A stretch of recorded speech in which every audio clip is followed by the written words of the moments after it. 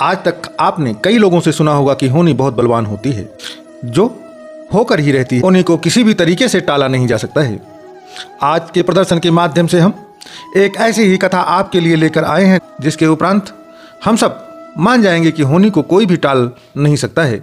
भले ही हमारा भविष्य हमें पता ही लग जाए, फिर भी वह होकर ही रहेगा।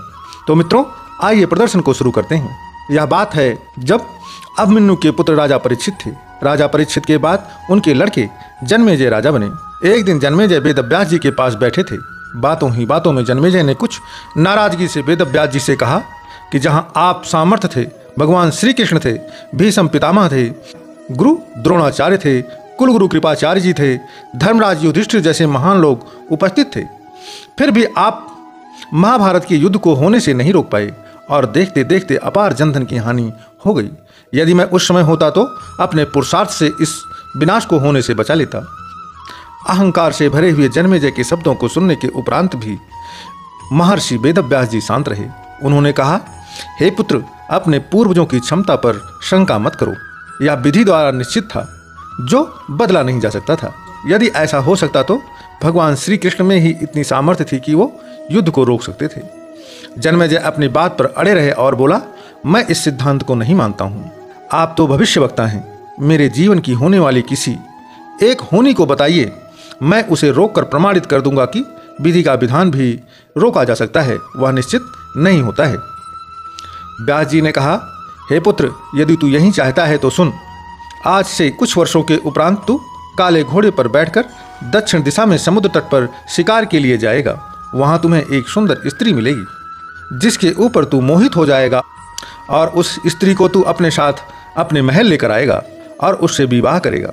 मैं तुम्हें मना करूंगा कि ये सब मत करना, लेकिन तुम मेरी बातों को नहीं मानोगे। इसके बाद उस लड़की के कहने पर तू एक यज्ञ करेगा। मैं तुम्हें आज ही बता रहा हूँ कि उस यज्ञ को तुम वृद्ध ब्राह्मणों से कराना, लेकिन वह यज्ञ तुम युवा ब्राह्मणों से कराओगे। और इतना वेदव्यास जी कह ही रहे थे कि बीच में ही जन्मेजय ने हंसते हुए व्यास जी की बात को काटते हुए कहा कि मैं आज के बाद काले घोड़े पर ही नहीं बैठूंगा, तो ये सब घटनाएं घटित ही नहीं होंगी। व्यास जी ने कहा, ये सब होगा और अभी आगे भी सुनो। उस यज्ञ में एक ऐसी घटना घटित होगी कि तुम उस रानी के कहने पर उन युवा ब्राह्मणों को प्राणदंड दोगे, जिससे तुझे ब्रह्म हत्या का पाप लगेगा और तुझे कुष्ठ रोग होगा और वहीं तेरी मृत्यु का कारण बनेगा। इस घटनाक्रम को रोक सको तो रोक लो। महर्षि वेदव्यास जी की बात को सुनकर जन्मेजय ने एहतियात बस शिकार पर जाना ही छोड़ दिया, परंतु होने का समय आया तो उसे शिकार पर जाने की बलवती इच्छा हुई।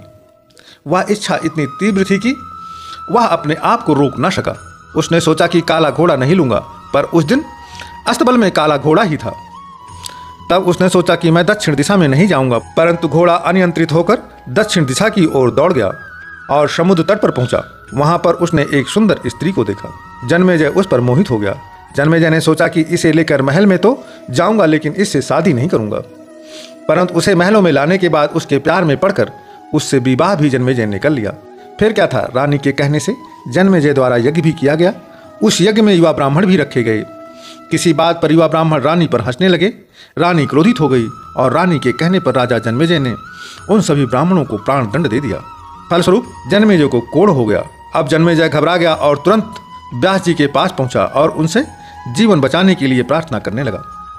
वेदव्यास जी ने कहा कि एक अंतिम अवसर तेरे प्राण बचाने का और देता हूँ। मैं तुझे महाभारत में हुई घटना का श्रवण कराऊंगा, जिसे तुझे श्रद्धा एवं विश्वास के साथ सुनना है।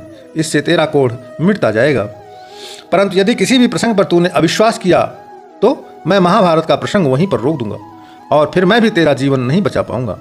याद रखना, अब तेरे पास यह अंतिम अवसर है। अब तक जन्मेजय को व्यास जी की बातों पर पूर्ण विश्वास हो चुका था, इसलिए वह पूरी श्रद्धा और विश्वास के साथ महाभारत की कथा महर्षि वेदव्यास जी के द्वारा सुनने लगा। महर्षि वेदव्यास जी ने कथा आरंभ की और जब भीम के बल के वह प्रसंग सुनाने लगे, जिसमें भीम ने हाथियों को सूंडों को पकड़कर उन्हें अंतरिक्ष में उछाला, वह हाथी आज भी अंतरिक्ष में घूम रहे हैं। तब जन्मेजय अपने आप को रोक नहीं पाया और बोल उठा कि यह कैसे संभव हो सकता है, मैं नहीं मानता इसको।